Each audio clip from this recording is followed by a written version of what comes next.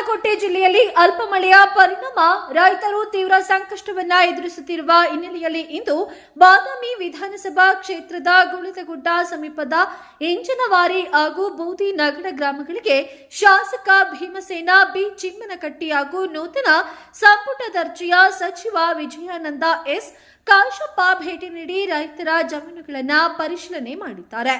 ಈ ಕುರಿತ ಸಂಪೂರ್ಣ ವರದಿ ಇಲ್ಲಿದೆ. ಬಾಗಲಕೋಟೆ ಜಿಲ್ಲೆಯ ಬಾದಾಮಿ ವಿಧಾನಸಭಾ ಕ್ಷೇತ್ರದ ಗುಳಿದಗುಡ್ಡ ಸಮೀಪದ ಇಂಜನವಾರಿ ಹಾಗೂ ಬೂದಿನಗರ ಗ್ರಾಮಗಳಿಗೆ ಇಂದು ಶಾಸಕ ಭೀಮಸೇನ ಬಿ ಚಿಮ್ಮನಕಟ್ಟಿ ಹಾಗೂ ನೂತನ ಸಂಪುಟ ದರ್ಜೆಯ ಸಚಿವ ವಿಜಯಾನಂದ ಎಸ್ ಕಾಶಪ್ಪನವರು ಭೇಟಿಯನ್ನ ನೀಡಿದ್ದಾರೆ. ಜಿಲ್ಲಾಧಿಕಾರಿಗಳ ಸಮ್ಮುಖದಲ್ಲಿ ಜಿಲ್ಲಾ ಹಾಗೂ ತಾಲೂಕು ಮಟ್ಟದ ಅಧಿಕಾರಿಗಳೊಂದಿಗೆ ರೈತರ ಜಮೀನುಗಳಿಗೆ ತೆರಳಿ ಬೆಳೆಗಳ ಸ್ಥಿತಿಗತಿಯನ್ನ ನೇರವಾಗಿ ಪರಿಶೀಲಿಸಿದರು. ಅಲ್ಪ ಮಳೆಯ ಪರಿಣಾಮವಾಗಿ ಬೆಳೆಗಳು ಒಣಗಿರುವುದನ್ನು ಕಂಡು ನೀರಿನ ಕೊರತೆಯಿಂದ ರೈತರು ಎದುರಿಸುತ್ತಿರುವ ಸಂಕಷ್ಟ, ಬೆಳೆ ಇಳುವರಿ ಕುಸಿತ ಸೇರಿದಂತೆ ವಿವಿಧ ಸಮಸ್ಯೆಗಳನ್ನು ಸ್ಥಳದಲ್ಲೇ ಅವಲೋಕಿಸಿದ ಅವರು ರೈತರ ಅಹವಾಲುಗಳನ್ನು ಆಲಿಸಿ ಮಾಹಿತಿಯನ್ನು ಸಂಗ್ರಹಿಸಿದರು.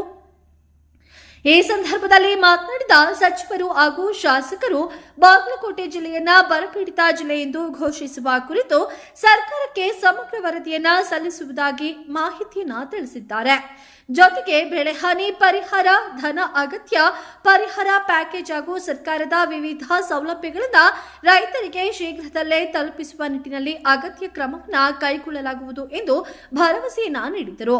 ರೈತರ ಸಂಕಷ್ಟವನ್ನ ಸರ್ಕಾರದ ಗಮನಕ್ಕೆ ತಂದು ಅವರಿಗೆ ತ್ವರಿತ ನೆರವು ದೊರಕುವಂತೆ ಎಲ್ಲ ಅಧಿಕಾರಿಗಳು ಸಮನ್ವಯದಿಂದ ಕಾರ್ಯವನ್ನು ನಿರ್ವಹಿಸಬೇಕು ಎಂದು ಅಧಿಕಾರಿಗಳಿಗೆ ಸೂಚನೆ ನೀಡಿದರು.